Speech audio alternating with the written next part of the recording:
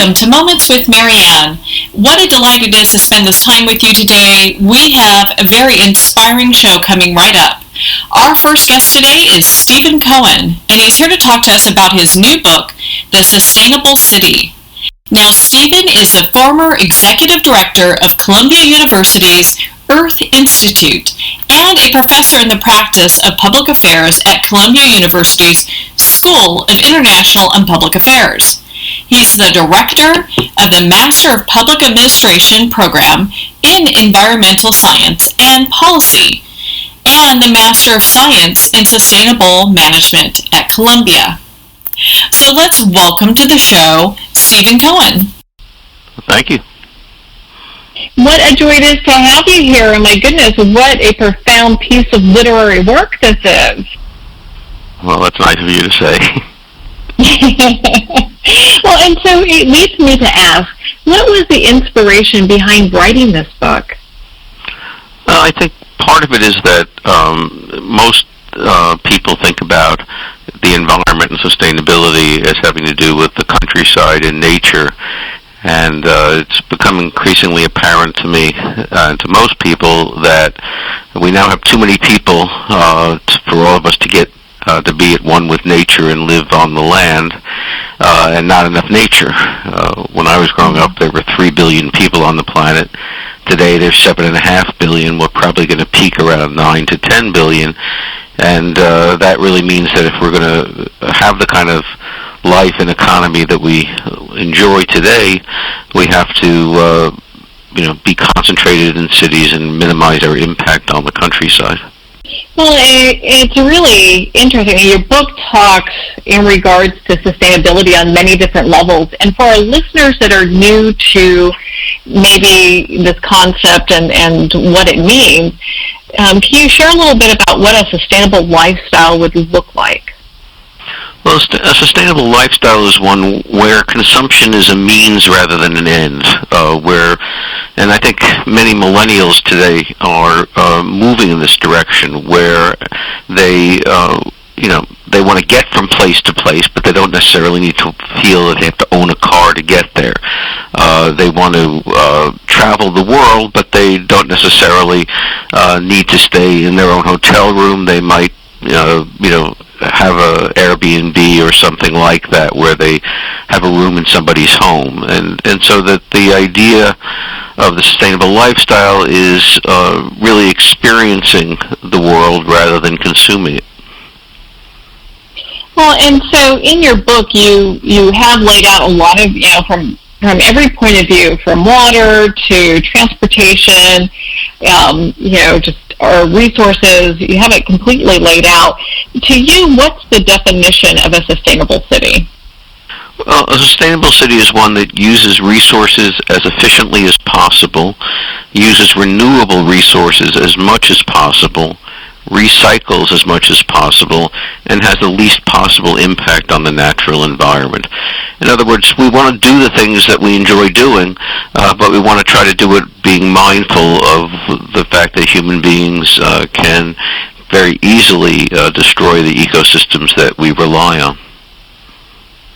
Well, and I think there's a lot of times there's discussion in regards to being concerned about our impact on the environment, and it's almost with this negative connotation, like we're being scolded, like you should be doing more of this. And a lot of times, I'm not quite sure how that even comes across and how that makes people feel. What are your thoughts on that?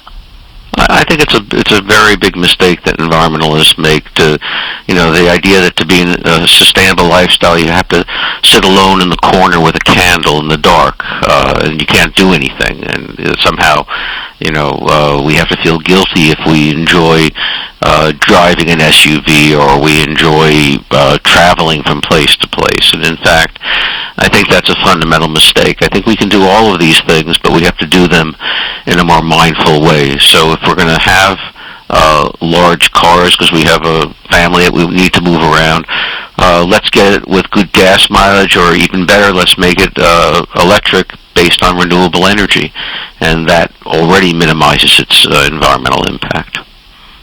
I can move things from there.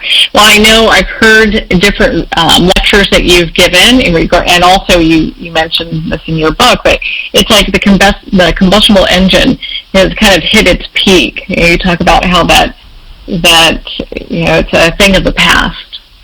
Well, it's been around for 100 years. It did a very nice job of displacing a horse-drawn buggy and horses. In fact, here in New York City, where I live, the biggest problem we had in the environment in 1906 was horse manure. We were knee-deep in it. By 1915, 1920, it was gone because we had subways and we had cars. And for its time, that was a great technology. Now it's time to move on to something new. A lot of people never even think about it being that way. When they think of horse-drawn carriage, they kind of romanticize the whole thing. It's like, oh, that must have been so nice, but not thinking about the end product that also was there. Well, also they were slower. Horses got tired. You can imagine driving all night. You couldn't have your horse, go day after day after day without a little bit of rest. They're human. They're not human. I mean, they're live like we are. Mm-hmm. So, I think the technologies have been advancing. The way we live today would be a dream to people 100 years ago. They couldn't imagine it. And more of our economic life is in what I call the brain-based economy. Less and less of our life is involved in manual labor. I mean, watch them build a building today. There's pictures of people building the Empire State Building. You have all these workers up on girders, and they're literally building it brick by brick. Today, that same kind of building is built in a factory, and then they use cranes to drop it into place. And so we have more and more automation. In the U.S., 80% of our GDP is now in the service economy, and automation is coming faster and faster.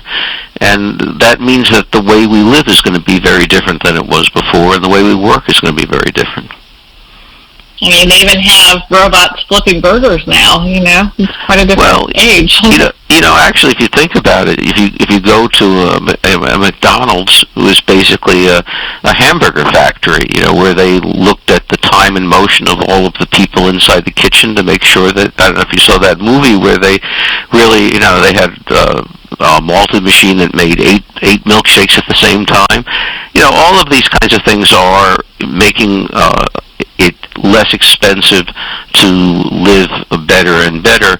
And what we have to do is incorporate into that a concern for the environment, and also, although I don't talk about this in the book, a concern for people in labor. I mean, people have to have work, and the nature of work is changing. The nature of our cities is changing, and I think to some degree we're not really as fully aware of this as we might be, but our cities have gone from being places where you had crafts to places you had factories, and now they're moving to places that are really service-oriented and where you have more of an emphasis on, arts and culture and entertainment and services, and less on manufacturing.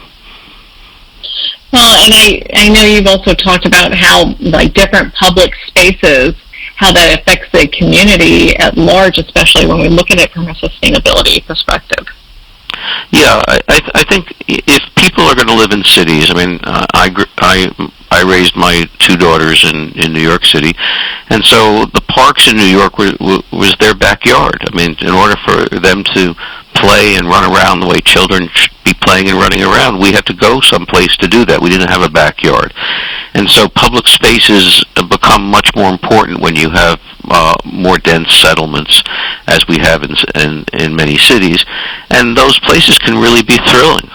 And we are building more parks. We're repurposing a lot of urban spaces that once were industrial into parks. And we see that all over the world. And I think we're going to see more of it. I could have sworn you had mentioned that China had done something like that, and what it did for their communities. Yeah, I mean, there are places. I mean, in Washington D.C., there's a place called Canal Park, which was built over an old canal. There's There's a park in, I think it's Seattle, that was built where there was an industrial area before. There's one in Portland. New York City has the High Line, which used to be a freight train and is now the second most visited park in the city after Central Park. So there are lots of opportunities to repurpose what were once industrial sites into parks. In fact, the biggest landfill in New York is in Fresh Kills in Staten Island, and that's already being converted into a park. So I think we're going to see more of that over time, and I think we're also going to see a lot more indoor recreation. Gym membership is one of the fastest growing businesses in America, has been for the last couple of decades, as people, when the weather's not good, they want to take some of their exercise indoors. Well, and let's say a city is looking to start making a transition to implementing things that make them more sustainable. What are some of the ways that they can do that now? It doesn't really, because it seems like when we look at the big picture, sometimes I think people can feel a little overwhelmed. Well, people should recognize we're already doing a lot of these things. So, for example, we now treat sewage instead of dumping it raw into rivers, which means that waterfront real estate development becomes possible, because in the old days you wouldn't want to get too close to a river, especially in the summer. We treat our water. It used to be that many people were able to use well water. Well, these days, because some of that well water became contaminated, we now use central water that we pay for but is heavily filtered. We put on our cars catalytic converters, which reduce the pollution from them. There are a great many things that we do, but a lot of cities now are introducing bike sharing programs. Some cities have started light rail and increased bus service. There's more mass transit than there was before. I mean, in America, we're going to be relying on personal transportation because we settled this country in a very dispersed way with a lot of suburbs and rural areas. We're not going to have quite as much density as you're going to see in other parts of the world, although we'll have more than we have today.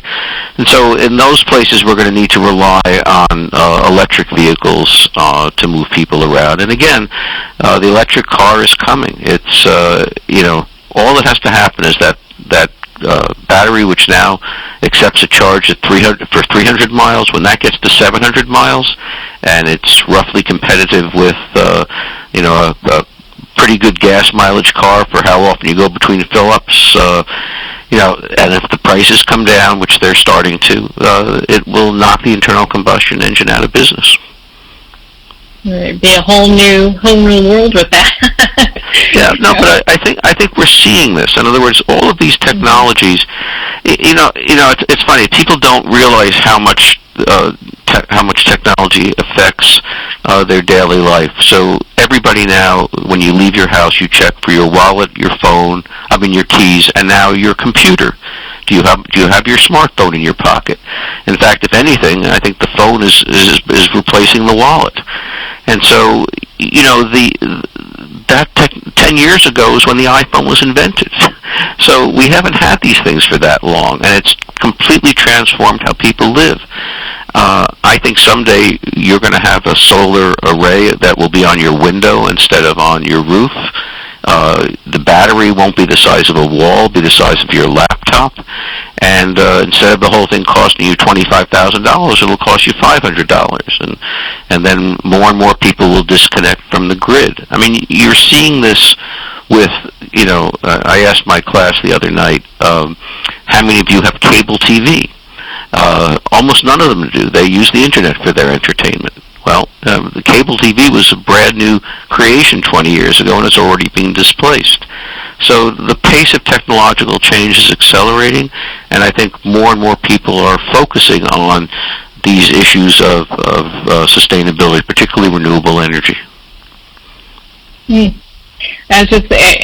find all of this fascinating. You're right. We are putting some of this in play right now, because I have friends that are in solar power and that own electric cars as well. And you can see this transition to people really caring about how life will look in 10, 20, 30 years. Yeah, I think you also see, when the environment, I worked for the EPA when it was 7 years old in 1977, and it was an entirely new agency, and people didn't quite understand what was this environmental protection thing. And then what started to happen is people started to realize, well, if I drink water that has lead in it, my children can get sick.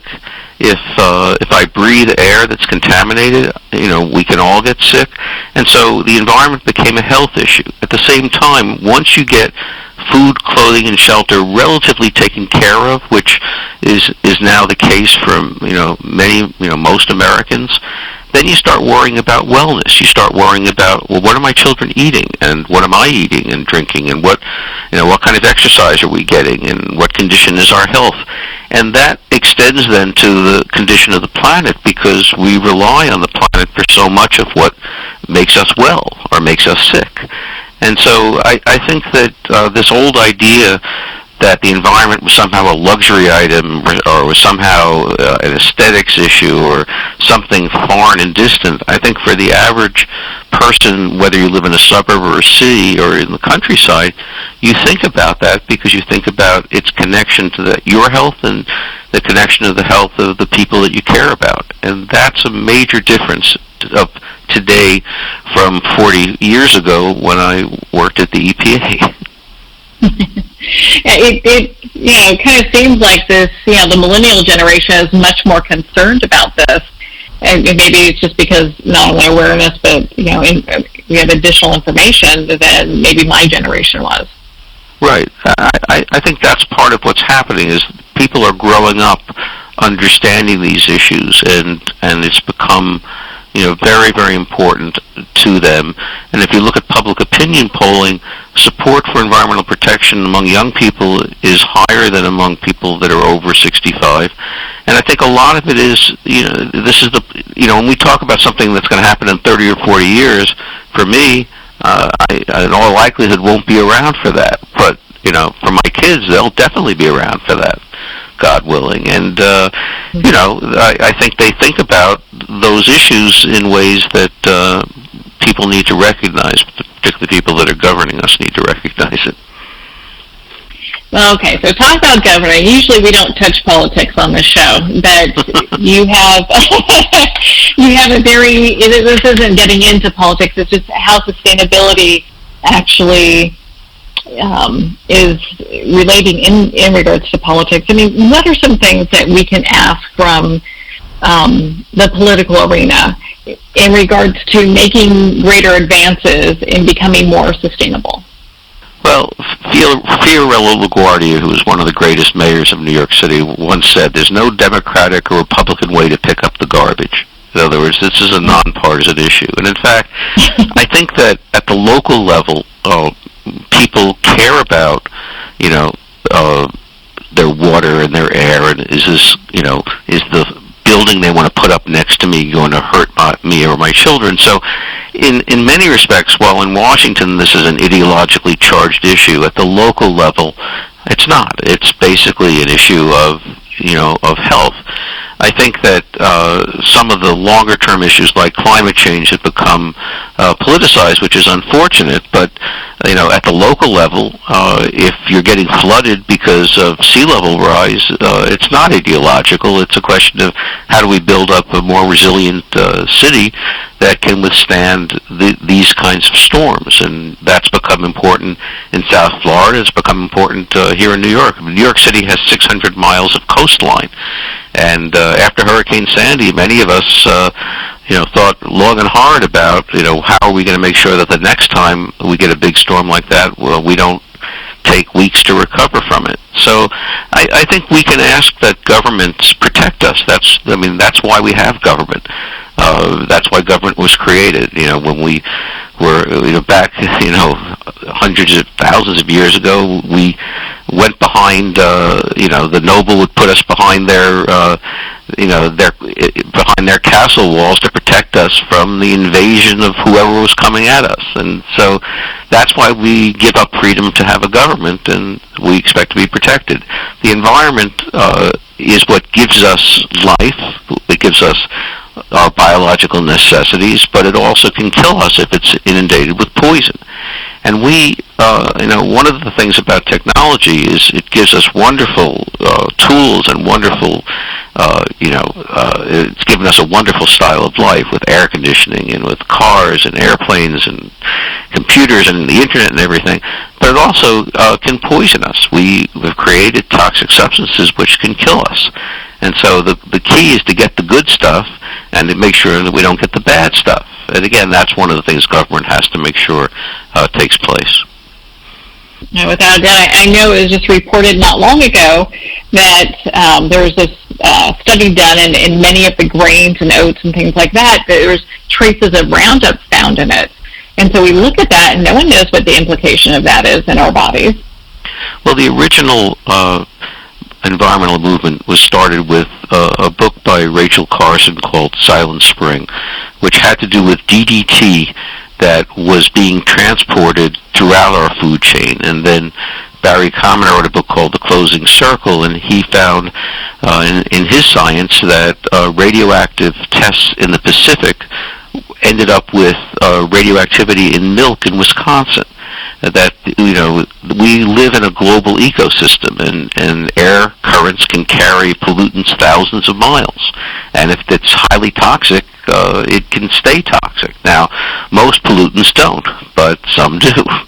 And I think we know a lot more about that than we used to, and we've done a good job of protecting ourselves. We don't, one of the reasons why we had a nuclear test ban treaty was to prevent routine nuclear explosions, which were happening all over the world to test bombs. Now we don't do that anymore unless we're crazy, which there are a few crazy governments around, but not too many of them.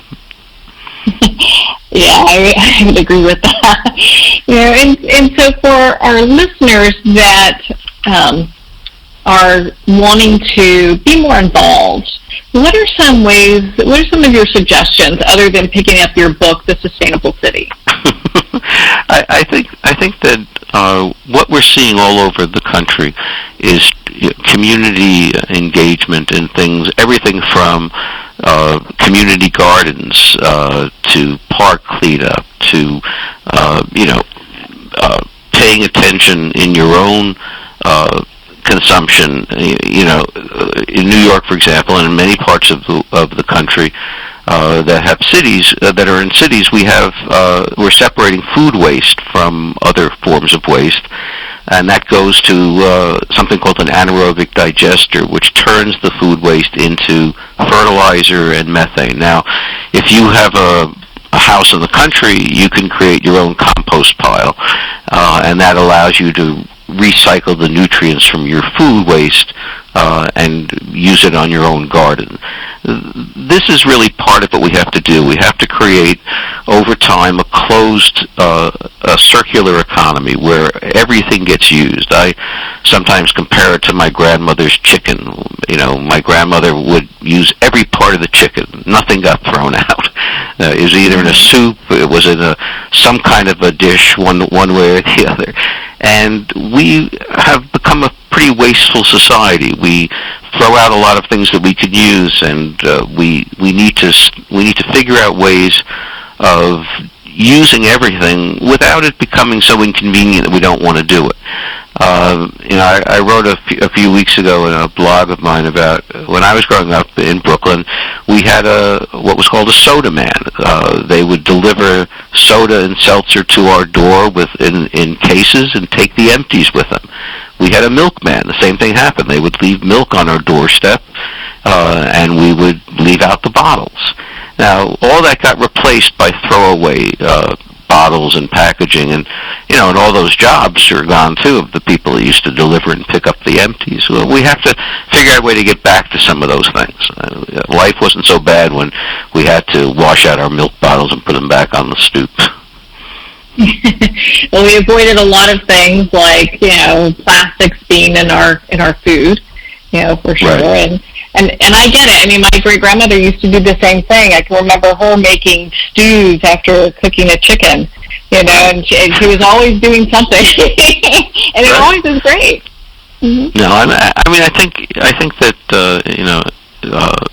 sometimes we forget that that we live in a planet that has some finite resources, although one of the least finite resources is actually the sun. And this is actually one of the reasons why I think that a renewable resource economy is going to happen and why sustainable cities are going to happen, which is that the price of renewable energy, the source of the energy, the sun, whether it's through wind or geothermal or solar, is free. And what's going to happen, the technology to absorb that energy and store it will only get cheaper over time. And we're already seeing renewable energy in some places becoming far less expensive than fossil fuels. 20 years from now, it will be far even less expensive. And so the market can be counted on to drive fossil fuels from the marketplace, not because they're bad for the environment, although they are, because they're more expensive than the alternatives. And I think that we're going to see, a cleaner economy, and we're going to see more use of renewable resources over time, and I think that is something to be very optimistic about. I would agree with you on that, and I think that's what your book provides a lot of, besides just phenomenal information, so people can understand not only what sustainability is, how it's happening today, but gives them hope that, hey, I can start implementing some of this stuff myself. Yes, there's really no reason for people to think that sustainability is going to be grim and boring. In fact, it's going to be more interesting and more exciting because, in fact, one of the reasons why it's going to happen in cities is that human beings are social creatures. We like to be in contact with each other. I mean, it's not to say we don't like to listen to the radio or watch TV or, go online, but at a certain point we like to get out and be around other people. And that happens in cities. And so, and social interaction is one of the least resource-consumptive activities you can imagine. I keep thinking about it, on Broadway near Columbia up here, there's a new cafe which has featured board games. So you can drink your coffee and play Monopoly, and that's, the students are, gather there, and, they engage in the same kinds of things they can do in their own living room, but they're with a whole bunch of people, some of whom they don't know. And I think that we're going to see more forms of this kind of entertainment and social interaction in these sustainable cities, and I think it'll be very exciting. It does sound exciting. And my goodness, to be able to, kind of defeat the whole loneliness thing that I think a lot of people suffer from, and being able to be in a cafe where you can share an experience with other people. How great is that? Right, and I think that's really what the sustainable lifestyle is about. There's a lot of there are things like tourism, people wandering around, and one of the things that you see is more and more people taking pictures of things and FaceTiming each other and calling each other and and then eventually meeting each other. And I think that's part of what the sustainable city is all about, a higher level of engagement and interaction.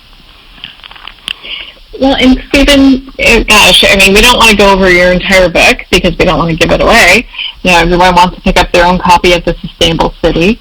What final thoughts would you like to leave our listeners with? Well, I mean, I'd like people to really understand that there's nothing controversial or politically fraught about this idea of sustainability. This is, we've moved from an agrarian society to a society that was built on manufacturing. We moved from a manufacturing economy to a service economy. And now the next stage is to do all of that with a little bit more concern, or even a lot more concern, with the well-being of the planet. I think it's definitely within our reach, and I think it's something that we're going to do. Very exciting stuff. Well, I know I've got my hands on your book, and I love it. I'm not giving it up, and I know people can pick up your book anywhere books are sold. The Sustainable City is available everywhere. Where can people connect with you and be part of your community? I heard you had a blog. Yeah, the Earth Institute every week I publish something, and we have a blog called The State of the Planet. And if you go on the Earth Institute website, if you just go to Columbia University, you can find it pretty easily. And, every week it's there, and just look up blog on the Earth Institute site. And get to see all the new things that are happening. Well, Stephen, thank you so much for taking the time to be on the show with us today and share your book, The Sustainable City. Thank you very much for having me, Mary. We are going to pause here for a quick break, and we'll be right back after these messages.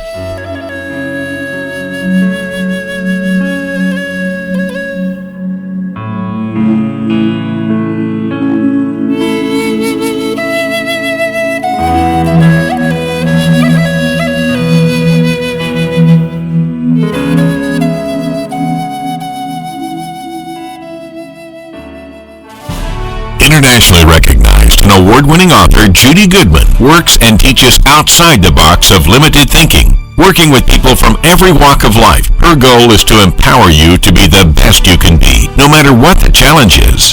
Born with the gift of seeing beyond our normal vision, she has an extraordinary gift of working with every challenge, teaching beyond conventional wisdom. Her work is described as life-changing. Visit judygoodman.com. That's judygoodman.com.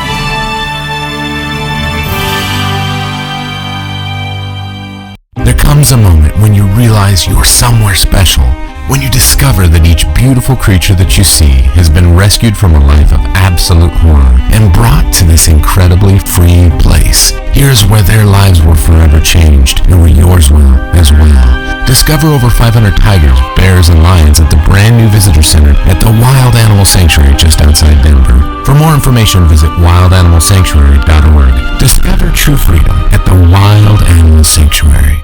Have you ever had the sense that your thoughts might actually be doing something? Ancient secrets of manifesting have been masterfully revealed in the award-winning book Manifesting 123 by Ken Elliott. For the first time, the author's experiences and stories in this book describe exactly how your thoughts can create anything. You've been doing this all your life, but it's never been fully explained for you until now. Visit manifesting123.com for more information today. Manifesting123.com. There are nearly 2 million Americans living with amputation. Many live right here in San Antonio. Becoming an amputee can be scary, frustrating, isolating, but there's no reason to feel alone. The San Antonio Amputee Foundation is here to help support you and guide you toward resources such as home and car modifications and even prosthetic limbs. For more information or to make a donation, visit saamputee.org. We'll help you live a full, active life, one step at a time. San Antonio Amputee Foundation, healing limbs, hearts, and souls.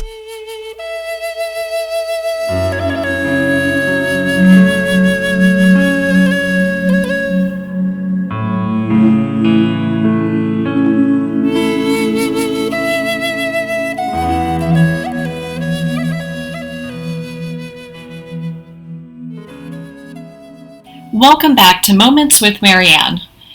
Our next guest, unfortunately, is not able to be here with us. Alicia Giralt, who is a PhD, she lost her battle with cancer. She very much wanted to be on this show. She passed on June 1st. And so we recorded this ahead of time so that we would just have the opportunity to talk with her in regards to her thoughts and her book, which just was released, titled Blooming Out of Darkness, a memoir about cancer, spirits, and joy. So Alicia stays true to form, bringing love and joy to the conversation. And before we get started, I think it's very important to learn about who Alicia was. So Alicia Giralt, who has a PhD, was a professor of literature, Latin American studies, and Spanish until her cancer came back for the third time and she had to retire. Her work and passion has taken her all over the world, and she's helped hundreds of women teaching, speaking, and learning. She was an amazing woman in love with life and faced death head on with joy. I know Alicia's friends, family, and just people she's touched over the years are listening to this recording. And I would like to dedicate this show to her. I would like to present to you Alicia Giralt and her book, Blooming Out of Darkness. Thank you. Thank you for having me. I appreciate it. Oh, what a pleasure it is to have you here. And I have to tell you, I just loved your book. What a beautiful book you've written. Oh, thank you so much. I appreciate that. Yeah, it's such a touching book. And, and I know our listeners, they're always very curious, about what sets people on certain paths. And I know in your book you cover this, it's a memoir of your life. And when did you decide it was time to write this? When I got cancer. My mom had cancer first, and then everything that went through, and my situation in Korea, and then when I got cancer, it's like, I need to write about this, because it's, I think it's important. To me, it changed my life, so I don't know if it's going to change anybody else's life, but to me, it did, so I thought that would be a good idea. Yeah, well, so many people are touched by cancer nowadays. I know people in my family that have had cancer, and so I think a lot of people can relate to your book because of that. I hope so. Yeah, it's and the thing is the fear, because we don't know what's going on, we don't know what's going to happen. Everybody's different, so I just wanted to just give my my point of view, and I hope it came through. That's the main thing. It did. Yeah. It did. Well, and for our listeners that are new to your work, why don't you share a little bit with us about your mom, Maria? Oh, my mom was just wonderful. Well, of course, every daughter's going to say that, right? But my mom, so there were three of us, and one sister is younger, 5 years than me, and the other one is 6 years younger. And my mom was, 12, 13. I was 12, 13 when she developed cancer. And this is like 45 years ago. So in those days, it was much more deadly than it is now. Yeah. Fortunately, that's slowly nowadays breast cancer is becoming less of a death sentence, right? At least for the people I know. I have like 5 friends who've had breast cancer already. And they're fine now. So she was just very fun and very loving. She loved to play, and we just really enjoyed being with her. And then when she died, it was like I was a week short of 15. 4 days after, like around 15, and that was like a pretty pathetic for all of us. And but you just move on. I've always been very interested in spirituality. So before my mom got sick, so then after she got sick, and after she died, it's like you just want to know more and more and more, like what's going on, right? And so.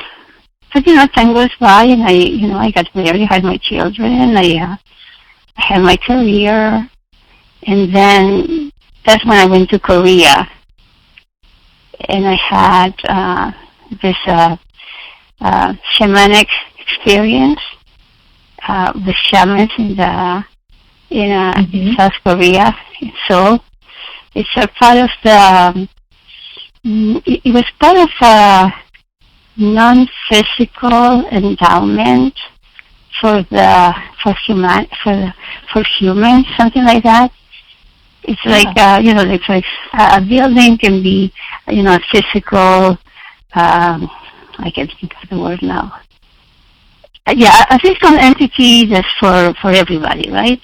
Like Mesa Verde or these other buildings around the world. So the shamanic dances is part of the non-material entity. And so I went there, and it was like, wow, I had never experienced anything like that. So that was very, very, very interesting. And And then I thought, I should write something about this. I should let my friends know. Because I told many of my friends, like, my student whose father was just dying. I have a good friend whose husband died. So, I told them what had happened to me, and, trying to maybe make them feel a little better. And I have a DVD of the event, so I will show them my DVD because it was being it was set up by the Iowa University. It's a women's university in Seoul. Mm-hmm. So the professor was recording everything. So that's when this is the DVD that I showed my friends. And then, I say, I need to write it. But, you just get busy with other things. And then I got cancer, and I say, I need to write it. About a year later, it's like, okay, I'll do it later. And then this last time, it's like, no, I gotta write it now, or it's gonna be too late for anybody to enjoy it. So I just finished it around January, more or less. Mm-hmm. And I was gonna go the traditional way. I was looking for a publisher, and one of my good friends said, you really cannot wait to find a publisher, because that's usually 3 years by the time you find it and they publish it. And she said, this is do by yourselves, and I will help you market it. So that's where we are. Well, and I was in touch with you through your sister, who is also a professor, right? Yeah. Right. She's my publicist too. My volunteer publicist. Now, what happened is that about a week ago, I went into hospice. So I don't have as much energy to do other things. So my sister is the one that said, I look around, see what's going on, or if, somebody is interested. Like, I had already several people in the community. They wanted to do book readings. But I'm a little too tired right now to do book readings. Who knows, maybe in a week I'll feel better. But I just had surgery 2 weeks ago. And now this one is just my relax at home time. Just looking at the window, looking at the flowers, and I'm not doing anything. Yeah, just so it's really nice, having that time with your family and your friends. And I really appreciate you spending the time with us and for reaching out to us to have you on the show. I mean, I think your book will touch so many people and help so many people on their journey. We just never know where that drop, that ripple, how that affects other people, Yeah, and this has been very interesting because since it came out, I had at least 4 people that wanted to come and talk to me about the book. But it's very interesting. They don't want to talk about the book, my book, but they want to talk about how the book reflects something inside them. Like they want to say, this happened, I feel this way, blah, blah, blah. So it gives them like an opportunity to also share with me. Because I think in our society, most of the time, we don't talk about spiritual things. It's a little bit like taboo. And if you go to a church, people don't like to share things like that. So I've been very lucky in that way because different people that have been visiting or writing me or saying that this was good for them, and so that was pretty cool. And about my family, the 12th is my birthday, June 12th. So we were gonna come for. They were all coming for. We thought it would be our last vacation, but they all moved it up. When my daughter told me I was going to hospice last week, they all came. So it is just so cool because I have my sons, my daughter-in-law, my sisters, my everybody's here. You get to have a party right where you're at. I mean, how better does that get? Yeah, and even if I'm tired, because like I don't hear, I just want to lay down, I can still hear them laughing and, making plans to go shopping or go to the park. What more joy can a person have than spending time with their loved ones, and Exactly. being able to hear that laughter in the home and echoing in the halls and being there. And, and to kind of tie back to your book, you bring so much of that, so much of your personal experience. I mean, it is a memoir, but you bring so much of it into the story. Yeah. Well, we've always been together. It's like and we're very lucky. There are three of us, three sisters, and then I have four sons. And one of my sisters had two kids. The other one has two kids, but they couldn't make it now, right? But it's really cool that all these years together. And sometimes we fought, sometimes we didn't. Sometimes we fought again, but it's really cool when you look at the trajectory from the beginning, from when they were little, and like now that they're grown women. I don't know. It makes me feel really well because they've all grown up quite a bit in a positive way. And my sons too. I have one now here that just came from D.C. with his wife, and my other son just came back from Korea. And then I have my two little ones that live with us. So yeah, it's very nice having them here and reading the book and see if they agree with something or they don't agree with something. For the most part, they agree. At least they haven't told me they didn't. So it's a little bit late, but still, it's still really nice having them here. So yeah, so when I pass, it would be really nice to be here, like just going to sleep and surrounded by all of them, and say, okay, see you guys, see you in a while, whatever. I hope it's a long time from now for you guys. Okay, we still have at least 40 years more or something like that. Yeah. But here comes my little princess. Mama, mama, mama. What are some of the things that you would like the readers to take away from reading your book? To me, that you have to keep on asking questions and don't just take what they give you.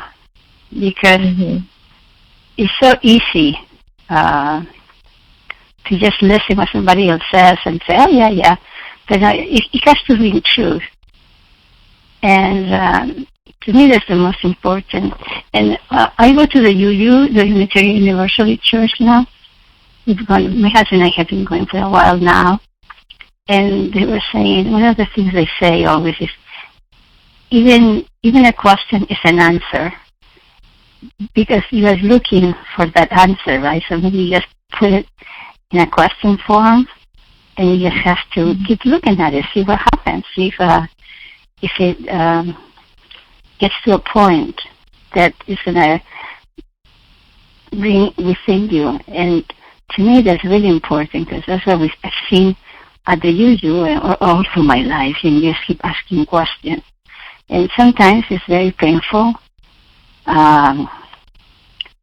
because your whole world can fall apart, right? If you're looking for questions, like, I'm very nosy, so it's like, always wanted to know, like, how was the Bible written?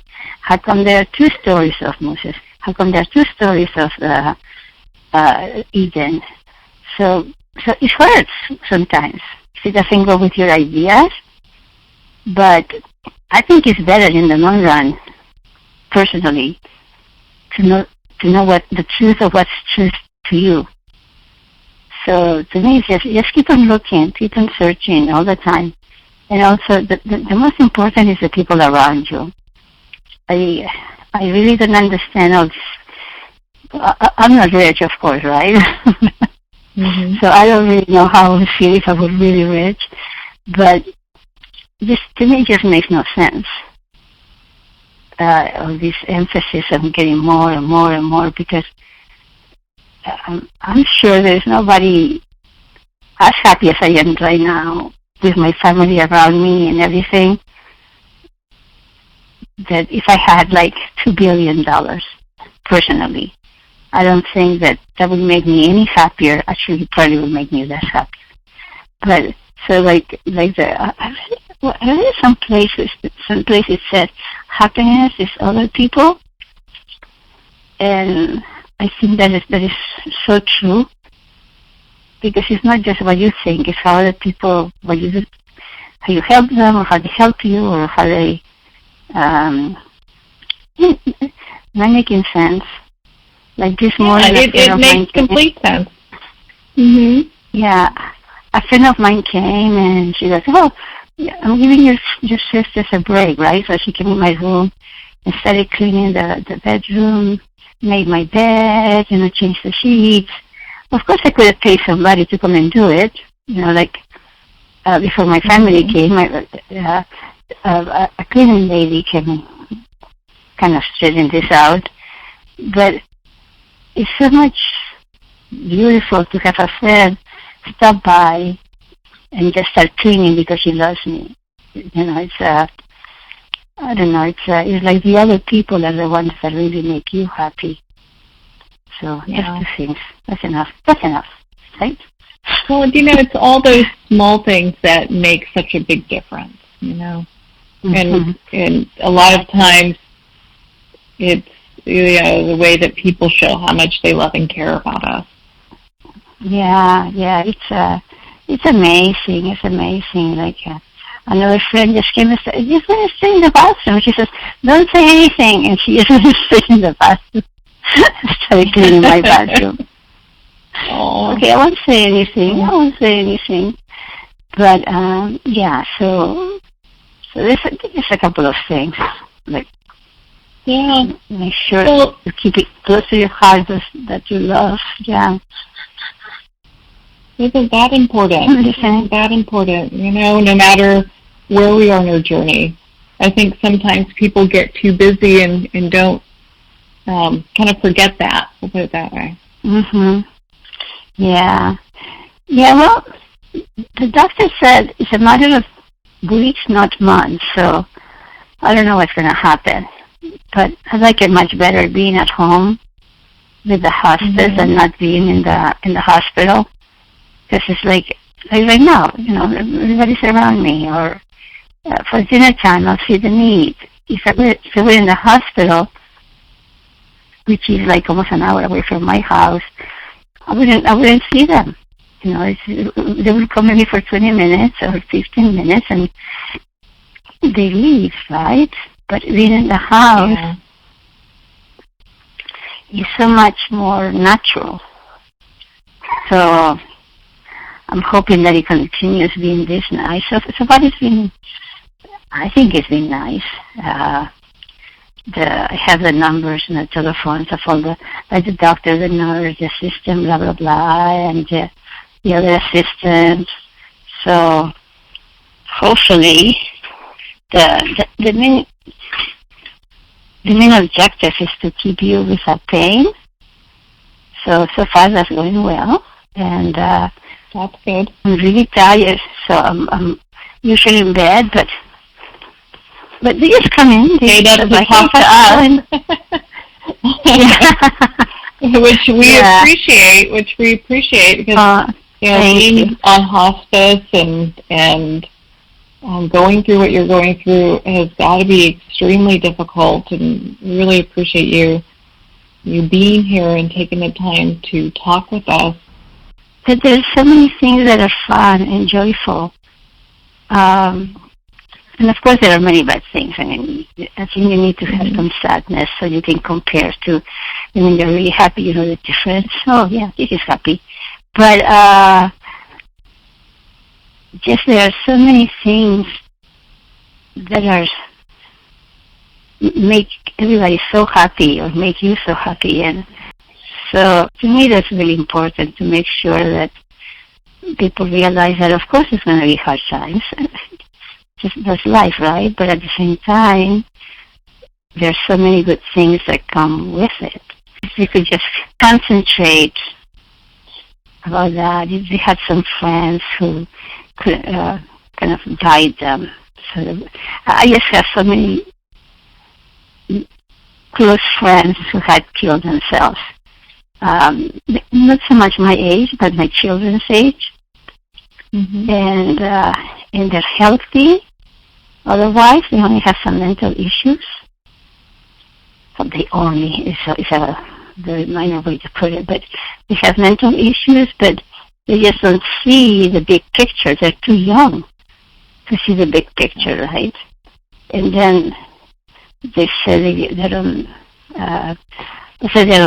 slow up or any of those for a year or so, and then it's like, okay, that's it.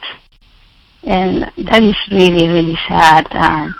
But the point is that I wish people would notice that, and this is not my sentence, I just love it. Life is not too long, but it's long enough. So there are many things, if you don't waste time, if you just live for the day, that is so crucial, you know. Of course you can take a few days and go off, but there are so many things that are so interesting and fun to do. I love to travel, so but to me it's like every time I travel it's like, oh my goodness, I didn't know that the world was like this, because it's so beautiful. So just enjoy. That's what I like to tell somebody who's a little bit doesn't really know. Okay. Just enjoy. Find the path. Yeah. And and what beautiful advice that is, because I think a lot of times we get so busy and wrapped up in the things we have to do, which of course, working yes. and doing these kind of things we all, have to do, but to take time and enjoy the people and the places and just the adventure in our life. Mhm. Yeah. And then, you don't need to travel across the world, different communities in your area that you've never visited, or different, ethnic groups, or maybe different religious groups that you can go and visit and get to know the people and how they do things. And to me, what's the most fun thing of all is like to meet other people and see how they're doing, and then see how everybody's the same. Deep down, they're all the same. But it's fun to see, what do you eat for lunch? Or what is for dinner? There's all these foods that I never knew before that we could eat, like cassava and, I don't know, tarawa. All these things that are in my supermarket, but I just never even tried them. There's just so many fun things everywhere, and different recipes and different things that you can, spice up your day a little bit. I love to eat. I love food, so maybe that's why I'm digressing towards the side of food. That's okay, because you know what? It could be, people find spice in life regardless where it is. It could be food. It could be out for walks. Mm-hmm. Wherever they find their spice in life, that's for that. Exactly. Yeah. So just enjoy it, and of course you're busy. I mean, I had 4 sons, and their dad left. Of course I'm going to be busy, but that doesn't mean that you cannot have like 10 minutes or 15 minutes or whatever, reading books or playing or drawing or whatever. And if you add them up, like you're setting up to more and more time, right?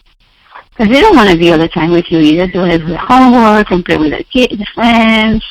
Well, and Alicia, my goodness, thank you so much for taking the time to be with us here today.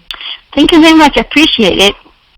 It was such a joy to spend time with such a bright light. And Alicia obviously has touched the lives of so many people. and continues to touch the lives of people with her book, Blooming Out of Darkness.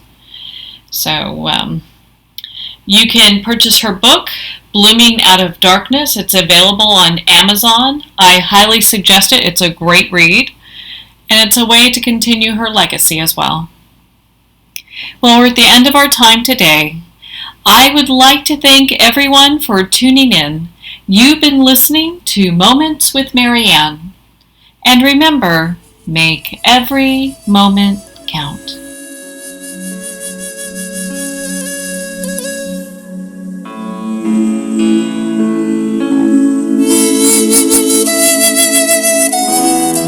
In a single moment, your life can change. Moments with Marianne is a transformative hour that covers an endless array of topics with the best of the best. Her guests are leaders in their fields, ranging from inspirational authors, top industry leaders, and business and spiritual entrepreneurs. Each guest is gifted and a true visionary, a recognized leader in her own work, and while teaching others to develop, refocus, and grow, Marianne will bring the best guest and sometimes a special surprise. Don't miss this. You never know just which moment will change your life forever. Moments with Marianne airs every Thursday, Friday, and Sunday at 8 p.m. Eastern, 6 p.m. Mountain Time. Make sure to tune in and visit momentswithmarianne.com for more information.